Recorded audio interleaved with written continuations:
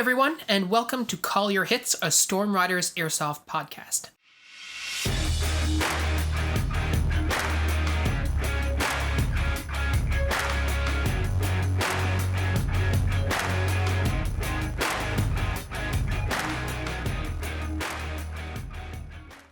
Thanks for joining us, everyone.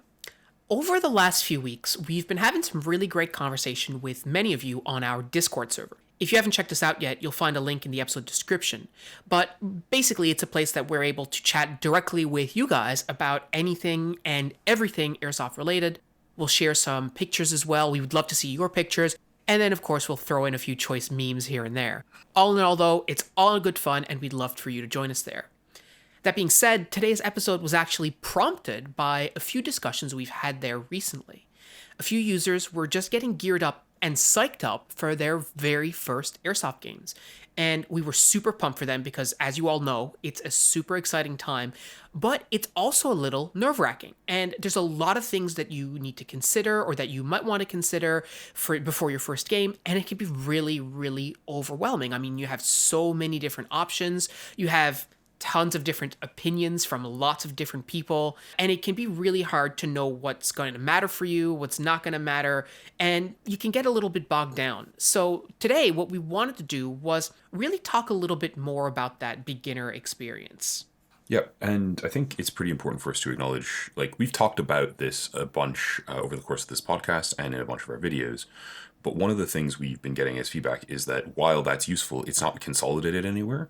There isn't even really a place within our content for someone to go, oh yeah, these guys have sort of a reasonable idea of where to go, start here as a beginner.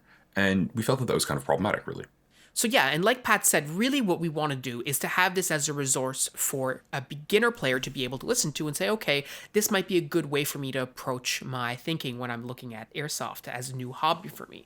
However, it's not just for beginners. I think that as we have these conversations, even more experienced players will benefit from thinking about the same sort of approach when deciding to pick up new kit, or if it's a new rifle for a new playstyle or what have you. We'll try to help keep you off of the shiny trap that so many of us fall into often. And this isn't to yuck anybody's yum. If you find something fun, then you should definitely do that thing. But from the perspective of how you should invest your time, how you should invest your money, but also how you should even invest your emotional energy. Because if you're nervous about something or you're worried about stuff, you're expending energy and emotional bandwidth for something that may actually not be that important. So to start off that discussion, I want to go back to what it was like when we were just starting out, right? So I had come, as I mentioned in previous episodes, I came to Airsoft from paintball. So I had a bunch of kit already built up. Like I had a vest and, I had some BDUs and stuff. And I just wanted to make sure that I had iPro and I had a good, an AEG, whatever I could get, because at the time, as we mentioned in the past, it was harder to get, all that kind of stuff in Canada. It was more expensive too. But I had my gear, and really, I was just really excited to play, but I had no idea about anything, right? I didn't know anything about what BB weights to use. I didn't know anything about motors. I didn't know anything about upgrades. It was just sort of I didn't even know anything about batteries, to be completely honest with you. I just charged the battery, plugged it into my gun, and sort of just went on with my day, right? The sorcerer's device is doing the thing. Excellent.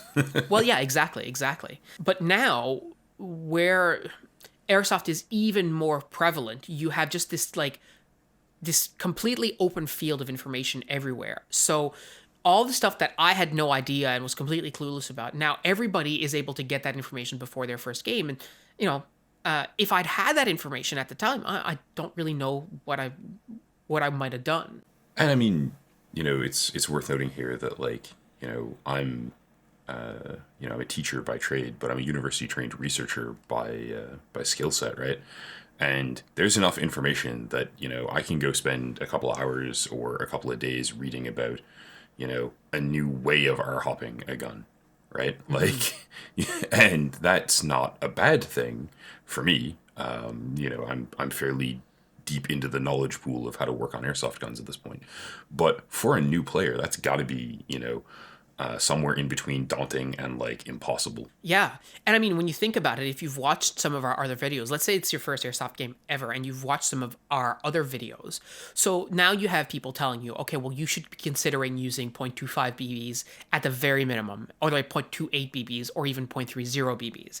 And you don't know anything about your gun's performance. You don't know anything about the kinds of spring that's in your gun, perhaps. You only know that it's, shooting 350 FPS. You don't know what that actually means in terms of airsoft performance, any of that stuff. Yeah, you don't have any metrics to compare that to, even Totally. if you do know what that sort of air quotes means. Yeah, absolutely. And so now you're stressing about, oh, do I have the right BBs for my gun? Where can I get the right BBs for my gun? Or do I have the best battery for my gun? Okay, well, maybe do I need new gears? Do I need a new motor? Right? Oh, what kind of like chest rig am I using? Right? All of these questions. And the challenge, and I think what we want to address is, okay, well, how much of that stuff is really going to matter for you in your first game? How much of that stuff is even going to matter for you in your first 10 games? Right? And, you're going to end up with well-meaning, excited people, and I've definitely been this person going, oh man, like you can do all this, you can do this and this and this and this. Because there are a bunch of us who are nerds about teching airsoft guns, right? Like, independent of being nerds about airsoft, generally, we're nerds about a specific subset of it. And so, you know, I've learned as a gun tech that like when people come asking me about like upgrades for guns and stuff, I really want to start at like, where is this person with this? Have they been playing for a week? Mm-hmm. Because if they've been playing for a week, like sure, I can tell them, oh yeah, this is what you'll probably want in that gun, assuming you want to stick with that gun for the next 5 years. Yeah, And absolutely. I can do it, but that's not necessarily doing them the best service I can in terms of like making their play experience enjoyable. Because like I think back to one of the first guns I owned was the P90, right? It's the second airsoft rifle I ever owned, and it was absolutely a horrendous fit for me. But I could have spent $600 on top of the cost of a TMP90 upgrading it, right? Mm-hmm. And that would have gotten me absolutely nowhere in terms of use because I would still have sold it, right? There's no amount of quality of life upgrades I can put in a P90 that's going to make it not tiny and me not an ogre. Yeah, exactly. And you're not going to figure that out until you actually start playing with it, right? And we always tell people you should be doing ready up drills at home and all this kind of stuff. And even if you do that stuff, right, you could be doing ready up drills ahead of your first game. And I know one of the guys on the Discord, and shout out to Glickman, he's been spending a lot of time doing ready up drills before his first game. And like kudos to him because most people don't do that. So fair enough. But the reality is that you're building that muscle memory, which is great. But you haven't had the experience potentially, and I'm not talking about Glickman in particular, I just mean in general. You might not have the experience of what you're going to physically do when someone starts shooting a BB at you. You might not have the wherewithal to actually emerge from cover the way you need to and do your ready up drill when you know there's somebody there waiting to shoot back at you, right? You might just be afraid because it's your first ever airsoft game. You have no idea what's going to happen. We're all here for that adrenaline hit for sure, but like not everyone reacts to it the same way even. No, absolutely, absolutely. So when you're thinking about all this stuff, like yeah, it does matter at some point, but there's an appropriate time. And like when it's your first ever games, what are the things? And we've said this a little. Like what are the things you need to be concerned about, right? So doing your ready up drills and stuff is good. I firmly believe that there is no wasted moment for doing ready up drills. Building that muscle memory is a critical factor of improving your airsoft performance, and it doesn't matter if you've played one game or you've played 1,000 games. You will Practice is great. always, yeah, exactly. Practice is great. You will always benefit from doing the ready ops. But do you need to be concerned about that? Do you need to be spending a lot of mental energy on that ahead of your first game? Probably not. You should be more concerned. Oh, it's not to say probably not. Like you should be really concerned during your first game of making sure you have fun, right? Yeah, Like, absolutely. I think there will be a tendency in people's first games, and I mean maybe this is sort of the way my brain works. You're like go expecting to be a badass, and then your first game you get shot in the face. mhm. And I can't count the number of games in the last 5 years that my first game of the day at a random field day is just like, oh yeah, yep, that was I have been here for 30 seconds of game time and I have been shot in the face. All right, cool. Yeah. It happens, right? There's zero you can do about it. But like, it doesn't mean you're having a bad day off the cuff. It doesn't mean like, oh God, I'm terrible at this off the cuff. It's just, yep, got shot in the face. Cool. Next game. I remember one of the first games I ever played of paintball. It's not airsoft, but it's related. I distinctly remember like going to the field and being like, "All right, Phil, there's a couple of things that you got to remember, right? The first thing is you got to remember not to get tunnel vision, right? And then you got to remember to move. Those are the two things that you need to remember. No tunnel vision and move, right? And I actually took a piece of paper and I wrote those on a piece of paper and I stuck them to the lid of my paintball hopper, right? Where where you put where you put the paintballs in. And I was like, this way I'll have it as a reminder. And I swear to God, like as soon as people started shooting at me, all that went through the window. I couldn't remember anything. I wasn't looking at that piece of paper. I thought that I had it like down to a science. I'm like, yeah, I've got this. I'll have it on a piece of paper and I'm going to smoke this. And as soon as people started shooting at me, my body's automatic responses took over and I got tunnel visioned and I got put in place and I was not moving out of cover because I didn't want to get hit and I was afraid to get hit. All of this was happening naturally despite my best efforts. So one of the key challenges is that because you don't know how you're going to respond in that situation, all this stuff that you're getting worried about and worked up about potentially is not going to matter, right? It's not even going to be a factor for you because other things are going to be like way, way bigger issues. So you could give someone my airsoft gun, which performs extremely well for their first game, and it's not going to do them any particular favors because they're not going to be in a position to utilize that in any way that actually maximizes its particular performance. Like when I was in high school and, I was learning to play guitar and my guitar teacher had this like $2,000 guitar. It was like a Gibson Les Paul Studio Custom. Like it was a beautiful guitar. I was only learning chords. Like, what good is this doing to me? I would have been just as well served with any old cheap guitar, but that's what he had on hand and that's what I learned to play on. Well, Your Walmart guitar will do for learning chords if it really comes down to it. totally, because it's not about the instrument. So coming back to airsoft, it's not about the gear. Like you're way, way, way outclassed by all this gear because you're just learning, right? Well, it's like my first game ever of airsoft. And we've mentioned this before, but like I find it funny still, so it's pretty great. So like Phil at the time owned a G&G Scar L, and it was for a stock airsoft gun, it was quite solid. It was one of the best guns I think being used by people here at the time, Yeah. hands down. And I was using for most of that day an unupgraded Well L96 that he'd bought to build into a sniper rifle, but that we hadn't really done anything with yet. And that was funny in a like, ooh, I did not know what I was doing way. But I remember really distinctly there being a point where Phil gave me the Scar and dumped a couple of mags and was like, all right, I'm going to sneak around with the pistol and shoot them. You just suppress them. And I ran out of ammo. I was like, all right, I don't know how to change magazines. I do not know which button on this removes the magazine. Yeah. So coming back to our original point of all of this is that when you're starting out, there's some key things that you need to be spending your energy on and other stuff that you can think about it, you can talk about it, but when it comes down to it, chances are it's not going to be a factor for you because there's other stuff that's way more important. However, there are things that you should be thinking about and there are things that you should be considering. So obviously, you need to make sure you have a working gun, right? Like that's number one. Now, if you're going for your first ever game and you're renting it, you won't have to worry about that, right? Because the field will give you a working gun, and if it doesn't work, you're paying for it, so they'll get you one that does, or you get your money back, right? One or the other. But like, you're gonna get a functioning device. And if you can, renting a gun for your first game is definitely not a half bad idea because it's a lot cheaper than buying a gun for your first game and finding out you don't enjoy this. Yeah, absolutely. I mean, we think you will and hope you will enjoy this, but that's $400 or $200 is a fair chunk of money to play with in that sense.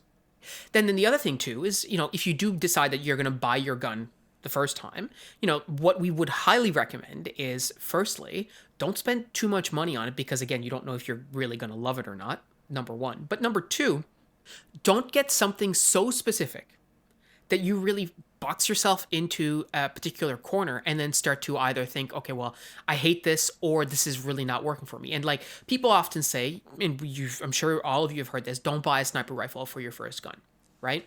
And I don't necessarily agree with that sentiment. I think if you want to buy a sniper rifle for your first gun, go ahead and do that thing. However, there are certain limitations with it that will make it a much harder experience for you than it really needs to be the first time around, especially if you're getting like a bolt action sniper rifle and you're getting outgunned by guys with like a Polar Start RPK or whatever. Like you're in for a world of hurt if that's your first ever gun. And again, I'm not yucking anybody's yum, but if you're really looking to sink money into this, you may want to look for something that's a bit more like generalist or a little bit more flexible to allow you a bit of space to grow and try different sort of playstyles and find out what you like. Because the other thing is, you don't want to do like I did and buy a sniper rifle and build a ghillie suit and play one game and realize that you hate sniping. And I think we can do one better than the typical don't buy a sniper rifle advice. Because like it's maybe useful advice in a lot of ways, I think, for a first time airsofter. But rather than approaching it from that, let's try to approach it from a what should you be looking for in your first airsoft gun, right? And so cheap is fine, right? Within your budget is good. Secondhand and works is a great place if you have a community that allows for that. Many of my guns have been secondhand and it has caused me very few problems. All of mine have been secondhand, and I've had lots of problems, but not because they were secondhand. Yeah, none of your problems have been the fault of the gun being secondhand. Yeah. For sure. But so try to get something in a rifle length.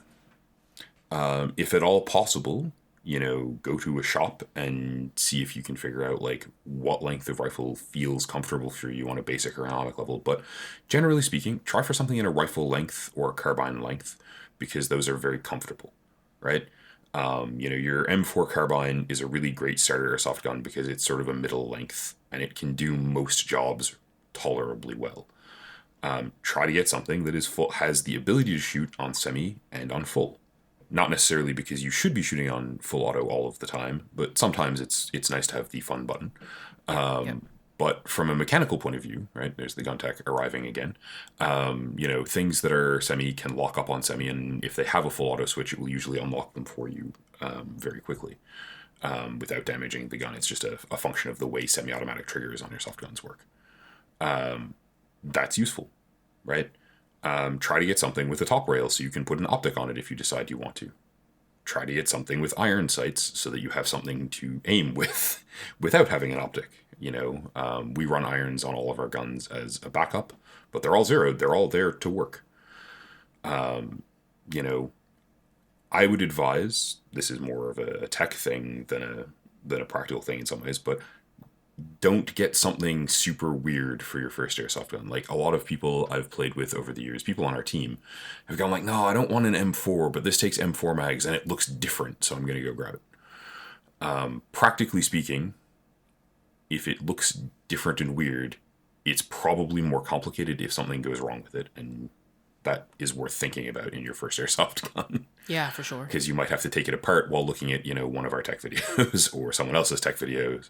And like if it's a much more complicated gun, it's gonna irritate you. I would also flatly recommend that you stick to an M4 or an AK platform for your first airsoft gun. Those are the two most common platforms, which means they're the two most common platforms to get parts for, both external and internal. And they're the places that magazines are going to be the cheapest and most easily accessible. Also, you may have noticed that they're the most common real-world firearms out there, pretty much.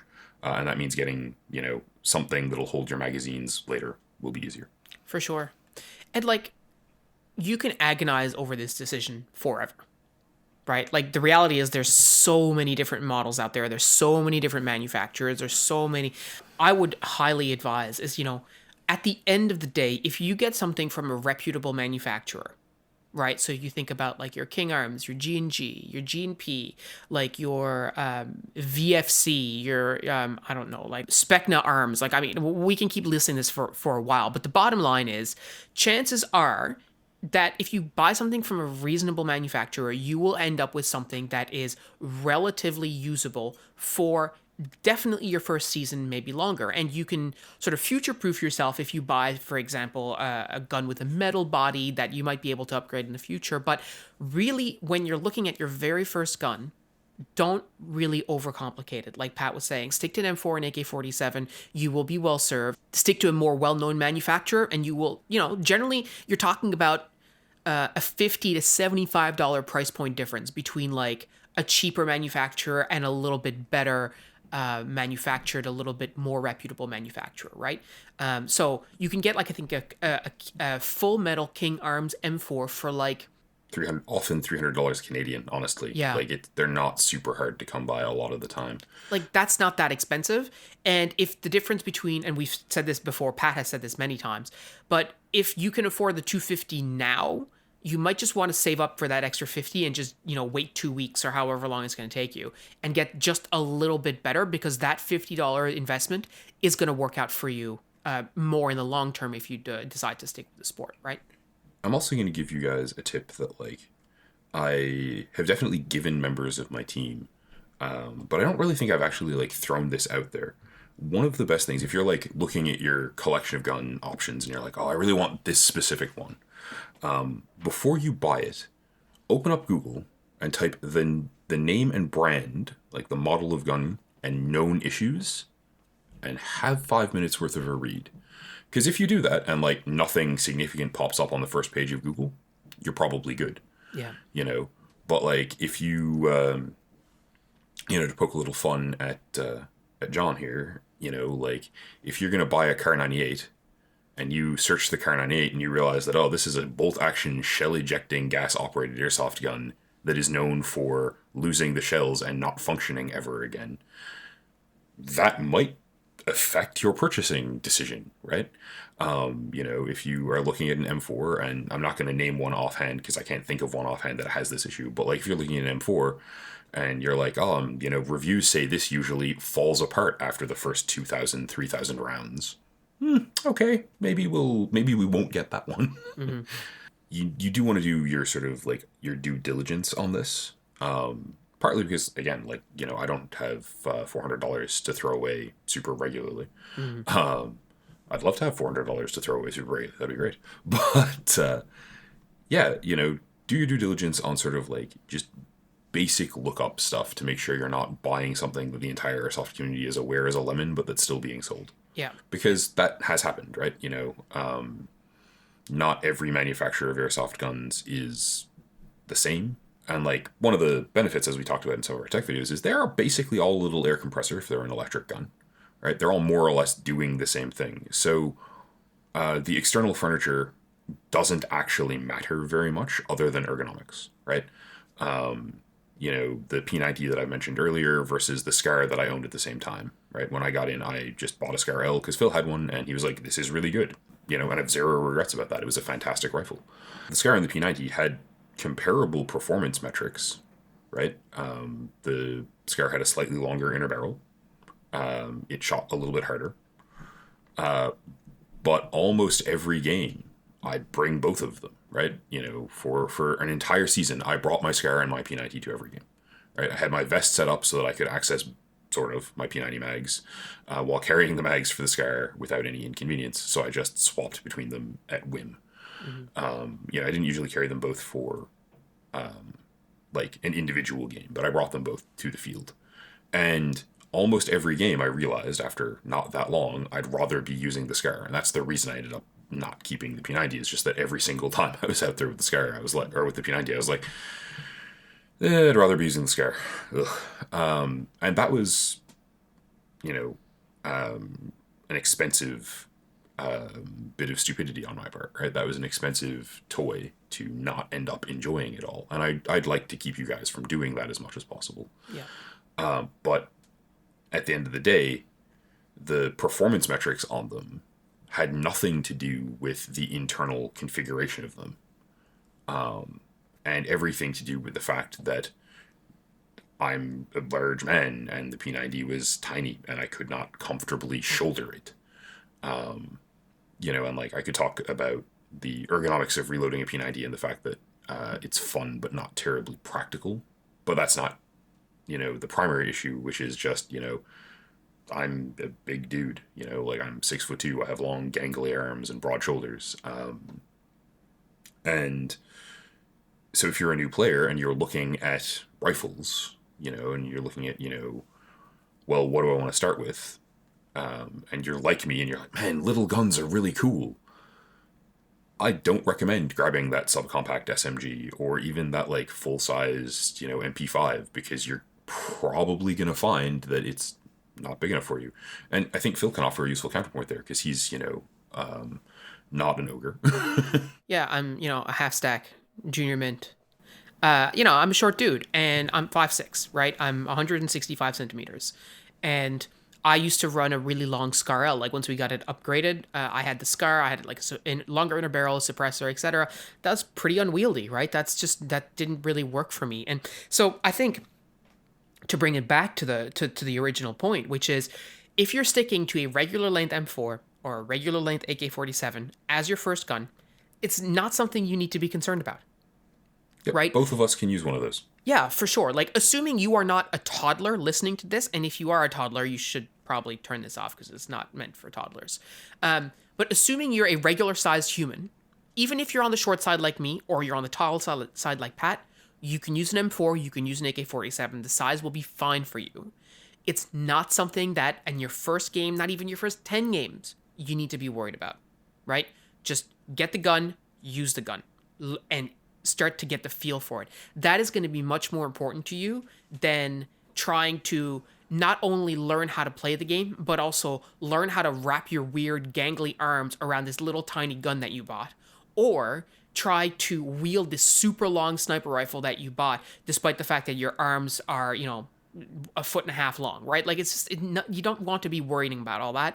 It's not worth your time. It's just going to complicate things. So just stick to something simple, and that'll do you for a really long time. And it will, again, as we were saying at the start, also give you a bit of flexibility, because if you have that gun that is like regular size, you can do a little bit of CQB, right? See if you like that. You can do a little bit of like, bushwhacking through the woods and see how you like that. And you can do medium range engagements or long, quote unquote, long range engagements for airsoft. You can do a lot of that kind of stuff because you have a regular normal gun, and that can help you build your baseline. People have been talking on the Discord. There's a lot of different stuff that's being discussed around like, oh, well, these upgrades are important, or this weight of BB is important, and all that stuff. It certainly is important at some point, but when you're starting out, really what you're trying to do is get yourself a good picture of what airsoft is for you and how you play airsoft. And by sticking to something that's more general, you can try the largest breadth of different stuff rather than just being focused in on one spot. So when you're thinking about your first game, stick to a regular gun, like we were saying, regular length. Stick to regular ammo, like get .2s or .25s. Ideally, most guns will be able to throw that just fine.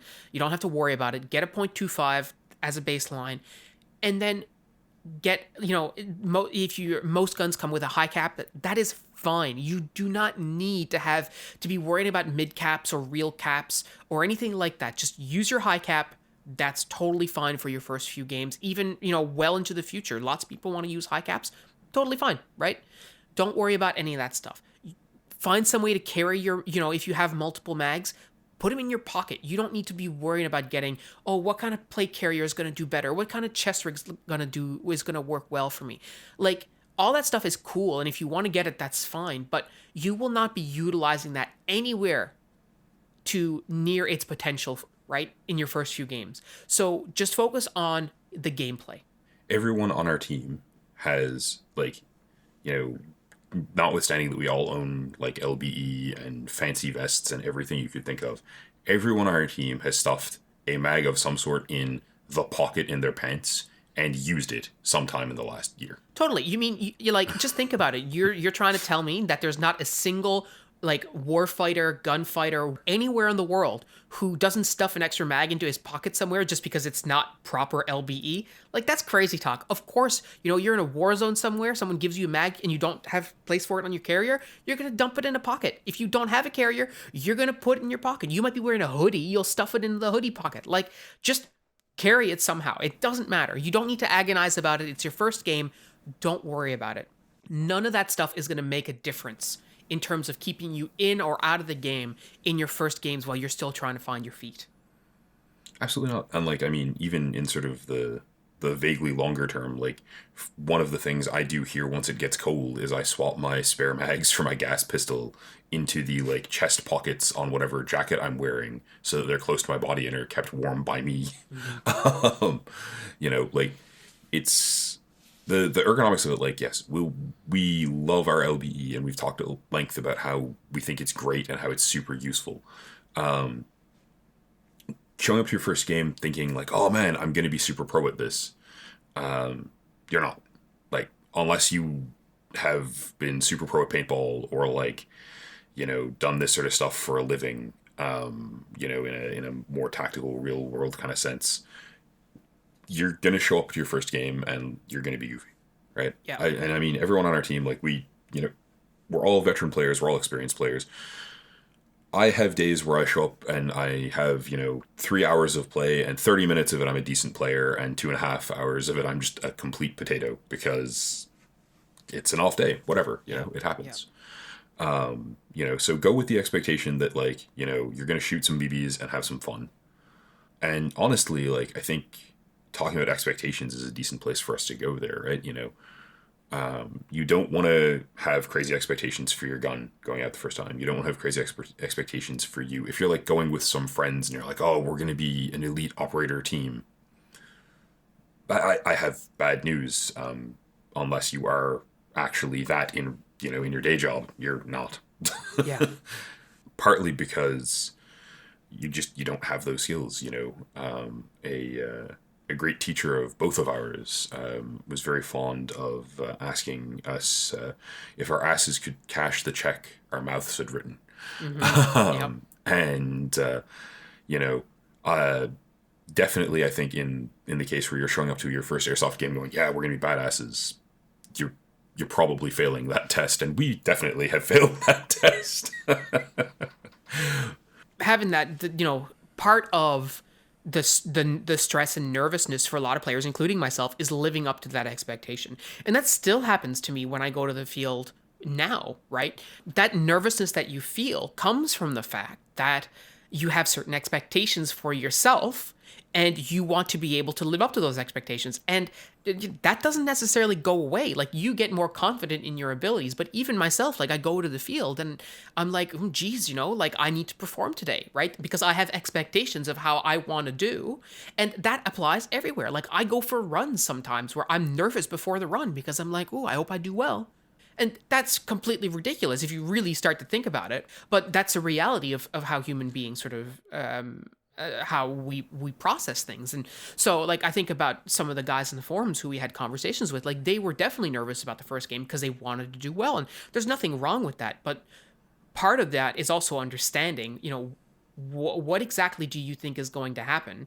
And what is your expectation, and is it realistic? And it comes back down to the same point, like about your gear and your guns. Like, if you're agonizing over whether wearing a plate carrier or a chest rig is the right decision, well, my question is, do you actually expect that to make a difference for you, right? And if it is your first ever airsoft game, or even maybe within the first 10 airsoft games, chances are the answer is no. It is not going to make a difference for you because there's other stuff that's way bigger that is blocking that before you even get to that point. And like, doing the ready ups will actually make a difference.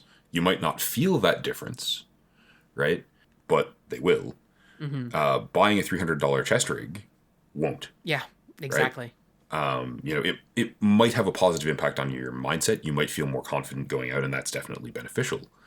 But at the end of the day, the first time airsofter who is, a 16-year-old kid in a hoodie with a rental M4, and the first time airsofter who is, a 26-year-old in a $300 chest rig, camo, and carrying, a brand new $400 Crytac, are gonna perform comparably. Yeah. One of the things, we've talked about is that, like, I've sort of reached the point where I don't really care about getting shot with airsoft BBs anymore, because I'm like, yeah, I know how this is going to feel, whatever. And that's not to say that I'm never like, something flew by my head. But Broadly, it doesn't bother me. It's Mm-hmm. not that big a deal. That took a long while, right? And I mean, and reasonably speaking, I'm also probably at least somewhat a crazy person. Like, I'm more comfortable with that than maybe you should be. But the result is, yeah, okay, so I've played a lot of airsoft. I know how my adrenaline response kicks in. I know how to deal with my adrenaline response in such a way as to make it not counterproductive while I'm playing, Mm-hmm. right? For the most part. I know how to use my airsoft rifle to shoot at stuff. I know how to use my airsoft rifle to shoot at people who are shooting at me. Cool. Yeah. All of those are skills. All of them took time, right? So expecting yourself to show up for your first airsoft game and be like, oh yeah, I'm good at this is probably foolish. Absolutely. It's it's I'm going to relate it to drawing, right? So children, when you give them a pen and paper, just start drawing, and they're not really concerned. Adults, when they start taking art classes, are all 100% going, man, I should be drawing perfectly. You're like, well, it's your first day. Like, this is the first time you've put serious effort into learning how to draw. And you're saying, oh man, I should be drawing like Da Vinci, right? Like Michelangelo. They had the best teachers in the world from the age of 5. And they drew exclusively all day, every day from the age of 5. Don't expect to be doing that your first time, right? So if you're then, going and watching action movies where, like, Chris Hemsworth plays a SEAL guy and doesn't need to reload because we didn't feel like putting that on camera because it wasn't what we were going for. And all of his shots are perfect, even though that's impossible. And you're like, yeah, I'm going to do that. That's not possible. People don't do that, right? But at the same time, if you're watching, like, Final Daddy or other, like, really skilled real steel shooters, have you put in 100 hours shooting your specific airsoft gun? Yeah, exactly. Are you aware that your specific airsoft gun is significantly less accurate than the least accurate pistol in Final Daddy's collection? Yeah, and that applies to any skill. Like, I mean, you mentioned drawing. I've just been getting back into chess. Like, you can go on YouTube and watch, video after video after video of, like, chess GMs, like, Hikaru Nakamura playing chess. You watch him play over and over and over. If you play your game, chances are you're not that good, right? And things are going to go sideways because you don't know what you're doing, right? That's certainly my situation. And you might feel, I think this is one of the attitudes that we've also seen, not necessarily on our Discord, but just in general, is like, oh, well, I'm different. The rules are different for me. They're not, right? The rules are the same for everybody. And when you first start doing something, you are going to suck at it. And sucking at something is the first step to getting kind of good at it, right? But you need to understand that that's not going to go. That's fine. And that's also why you don't need to be worried about whether or not, does my gun have an R-hop or doesn't it? Do I need 13 to 1 gears or, is 16 to 1 better? Or do I need a Teenley motor or is the stock motor fine? None of that stuff matters when you're starting out. Because as we said earlier, your skills aren't where they need to be to actually be able to benefit from this kind of stuff. However, there are some exceptions. And I think this is one of the things that is really important for me, and I think we've talked about it, in the past, but if you are a beginner and you're thinking, okay, well, I want to go and I want to start playing airsoft and I should be, I need all this equipment and stuff.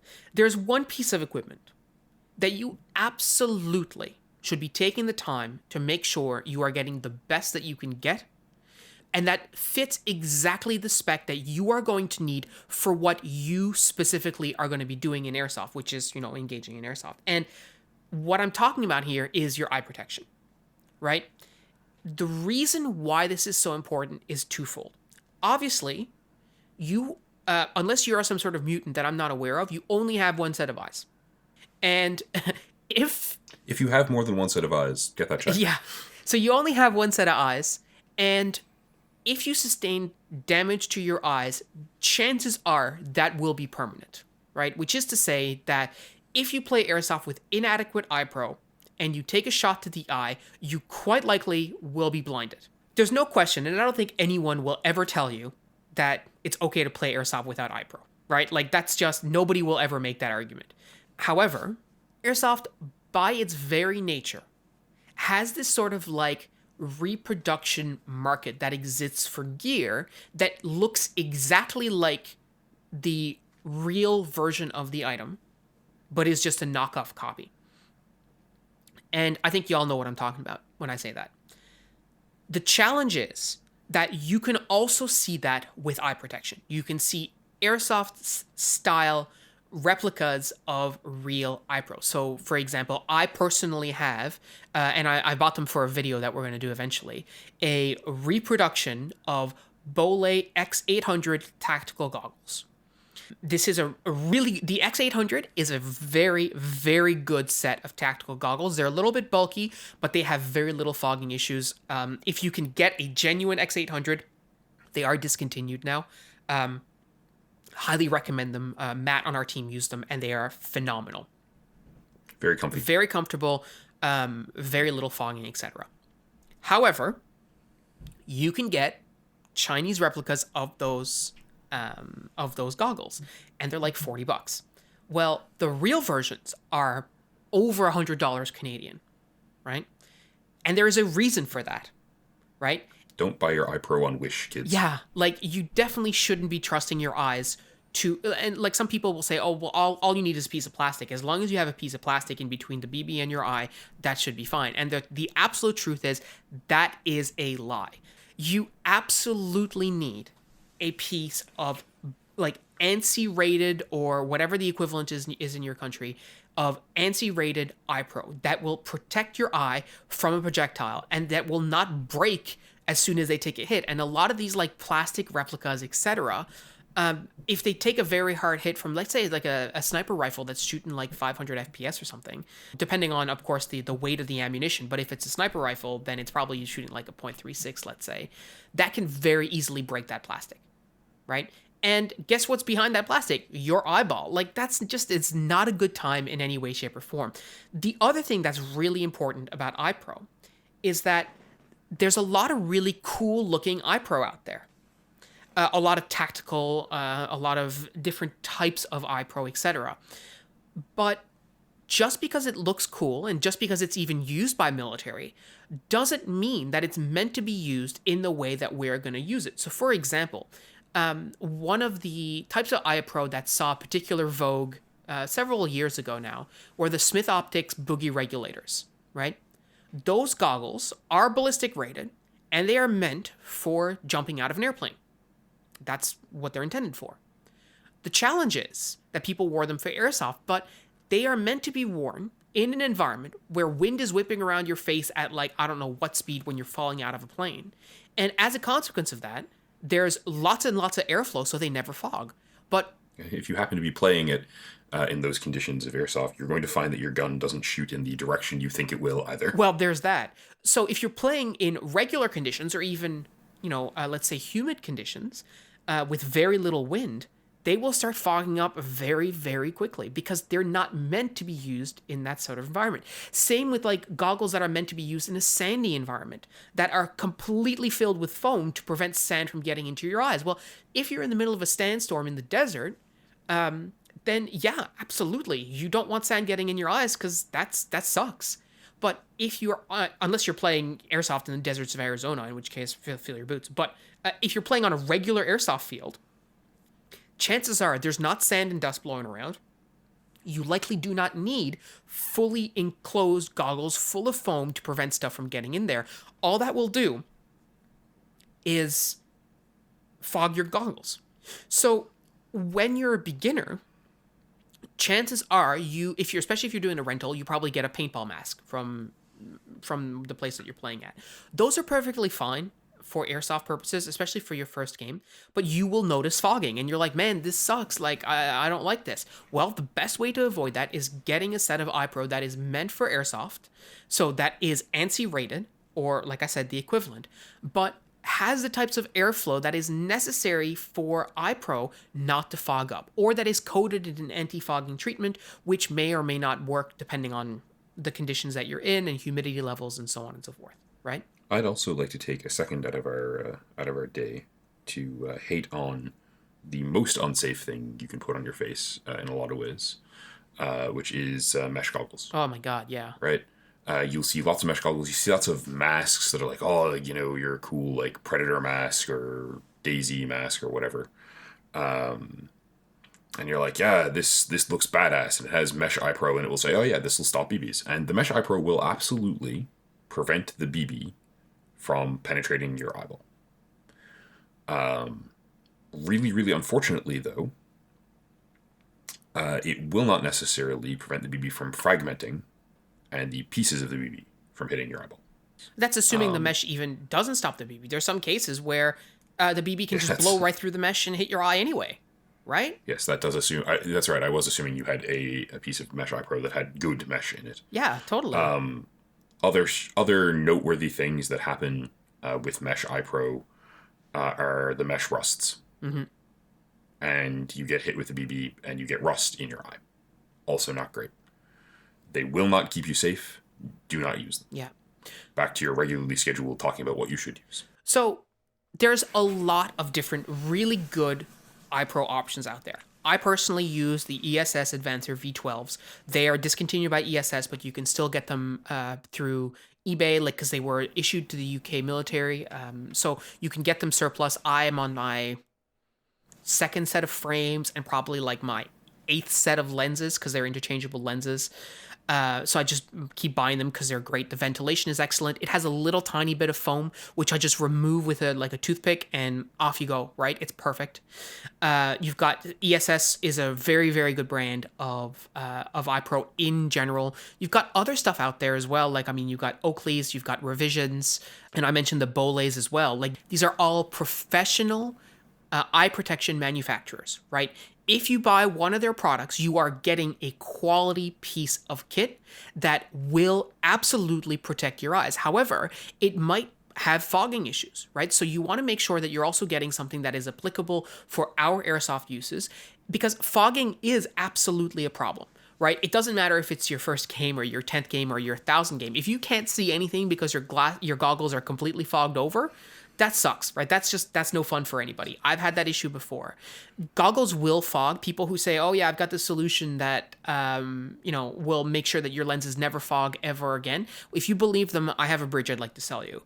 The reality is that in all conditions, it is possible for goggles to fog through condensation, etc., just by virtue of the way things work.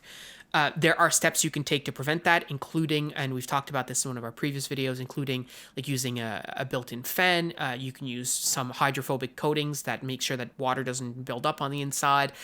You can get like anti-fog wipes that you just wipe on the inside and applies a little coat. And you also have thermal pain lenses, especially when it comes to like paintball masks and stuff like that.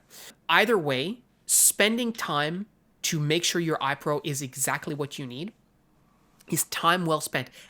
On day one, as a beginner, it is time well spent. Absolutely. And remember that what you need first and foremost is safe iPro, right? iPro that will keep your eyes functioning. One thing I want to note, I ran for many years ESS Landops goggles, which are great for running if you have glasses. They'll fit a set of glasses in them really comfortably.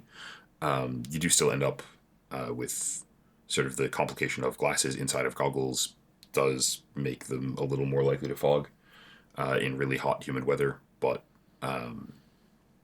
they are comfortable and they keep your eyeballs in your head, and those are my primary goals. The last set of them I bought for one of our teammates at a secondhand store a couple of years ago for like $40 Canadian.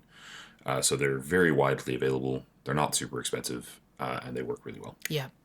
And you can rip the foam out of the sides of them because they're designed for a desert environment mostly. And it helps the airflow tremendously. Another thing that you can consider if your field allows it is shooting glasses. I know our local field doesn't allow shooting glasses for safety reasons, which is totally fair. However, in certain environments, if you're playing on a private field or something like that, people might be okay with using shooting glasses as long as they're ANSI rated. Those are great. They're a great option too. I know several. I know Chris for sure has, and Johnny as well. Actually, they both have sets of shooting glasses, and all they are is safety glasses, right? And you can get those at any hardware store. They're meant to stop like a piece of like angle grinder flying off a tool and like trying to come at your eye. They're meant to stop that kind of stuff. If they can stop a flying piece of metal, they can stop a BB, right? They're rated for that kind of stuff. So they're totally fine, and they're very, very inexpensive. Like, you can get a set of polarized safety glasses that are ANSI rated for, like I was saying, any sort of power tool use and so on, for like $10, right? And we're not saying that you have to cheap out either. Like, if that's the message you're getting, it's totally wrong. Like, we're not saying you have to go cheap, but it's about making sure that you're spending your money on the thing that is the most applicable for your situation. Now, again, if you're playing on a private field, that might be an option for you. If you're playing on a commercial field, quite likely they do require full seal eye protection. At which point, it's not necessarily a bad thing to have both, so you can switch between one or the other. The great thing about shooting glasses is the airflow is way, way, way, way better, and you get much less fogging issues with shooting glasses. But if you're not able to use them, then you have to go full seal. So again, just follow the tips that we were going through before.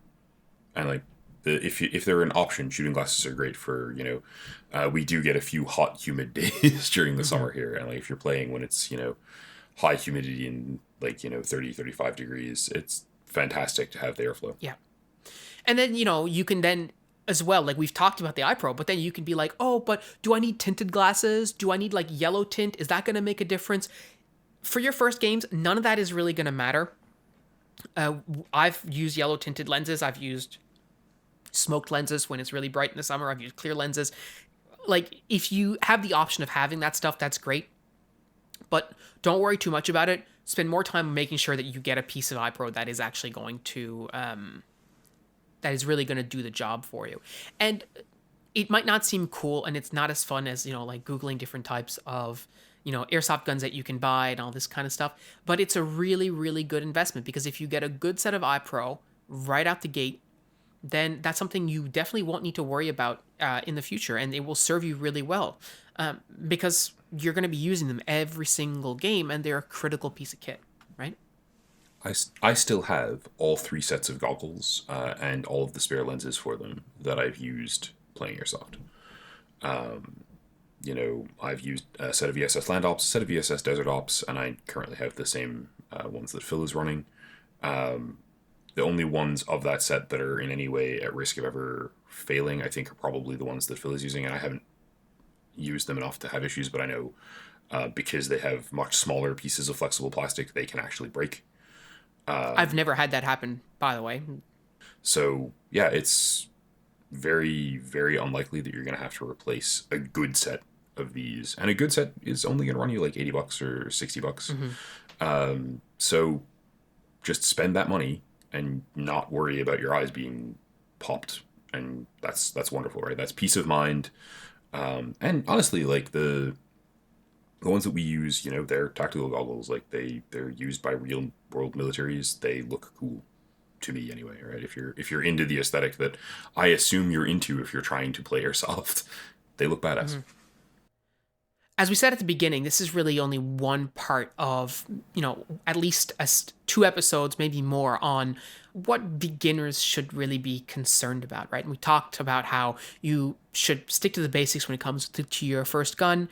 We talked a little bit about setting the right expectations, right? How you're not going to be a rock star the first time out, and that's totally fine. It might take you a while, and that's okay too. It's all about learning a new skill. We also talked about making sure that you do spend the amount of time looking at iPro and not just glossing it over. And we're going to move in the next episode or two, however many this takes us to do, really. I think through a couple other things you can think about picking up relatively early in your airsoft career that'll be helpful and that are, available widely and relatively cheaply. And, about sort of how to go from that game 1 mindset to your game 2 or game 10 mindset.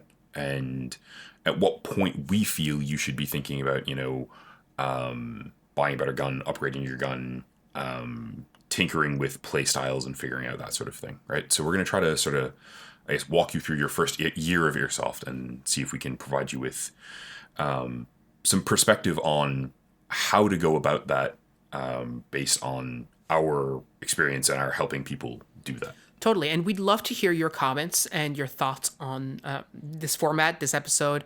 You can leave them in the comments below, or just come join us on Discord and sort of feel free to shout out any other suggestions that you might have for future episodes. But until then, I think that's all we have for you this week.